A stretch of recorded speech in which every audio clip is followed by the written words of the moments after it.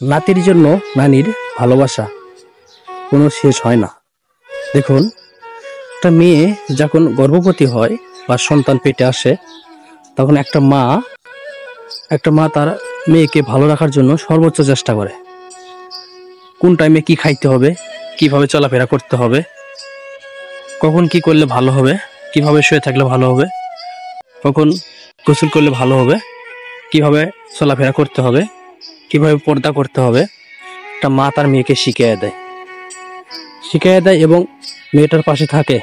ওই মেয়েটা যখন আস্তে আস্তে তার পেটের ভিতরে বাচ্চাটা বড় হয়, ঠিক শেষ মুহূর্তে এসে যখন বাচ্চাটা দুনিয়াতে আসার আগ মুহূর্তে মেয়েটা যখন পেটের ব্যথা উঠে, ওই মেয়েটাকে নিয়ে মা কিন্তু সর্বোচ্চ চেষ্টা করে যেন নর্মাল ডেলিভারি হয়। যখন নর্মাল ডেলিভারি না হয়, তখন কিন্তু ওই মাটা অনেক কষ্ট নিয়ে সে ডাক্তারের কাছে চলে যায়।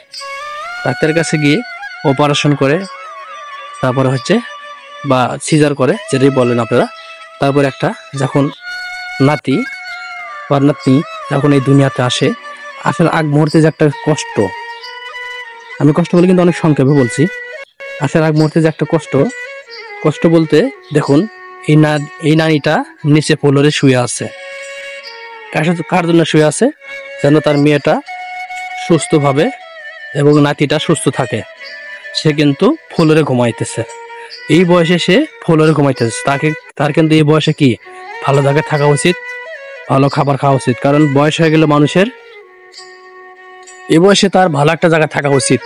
কিন্তু মেয়েকে ভালো রাখতে গিয়ে, নাতিকে বা মেয়েকে ভালো রাখতে গিয়ে যে কষ্ট করে একটা নানি, সে কষ্টের বা সে ভালোবাসার তুলনা কোনো ভালোবাসার সাথে আসলে তুলনা হয় না। কোনো ভালোবাসার সাথে কি তুলনা করতে আমি পারি না। আপনারা পারেন কিনা আমি জানি না। দেখেন, এই নানিটা তার মেয়েকে এবং তার নাতনিকে ভালো রাখতে গিয়ে সে নিজে কতটা কষ্ট করতেছে। যে কষ্ট দেখে আমার অনেক অনেক অনেক অনেক ভালো লাগছে যে একটা মেয়েকে ভালো রাখতে গিয়ে একটা নানি কতটা কষ্ট করতে পারে। যে কষ্ট দেখে আমার অনেক অনেক ভালো লাগছে। তারপরে আমি ভিডিওটা কি করলাম, আপনাদের মধ্যে শেয়ার করলাম যে আসলে আপনাদের কেমন লাগবে, আপনারা সেই ভিডিও দেখে আপনারা কমেন্ট করে জানাবেন।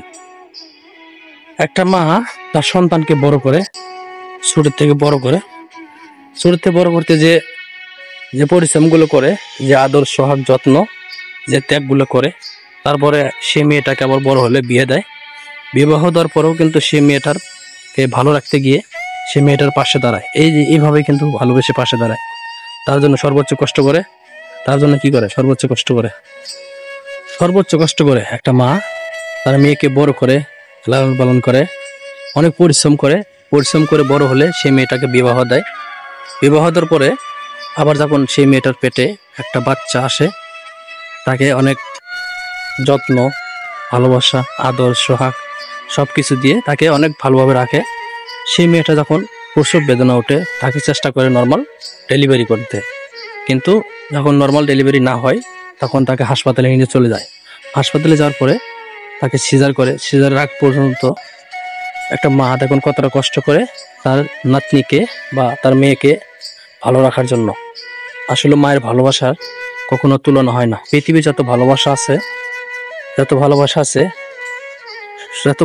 আছে পৃথিবীতে, সবসাথে মায়ের ভালোবাসা সবসাথে পবিত্র এবং নিখুঁত ভালোবাসা।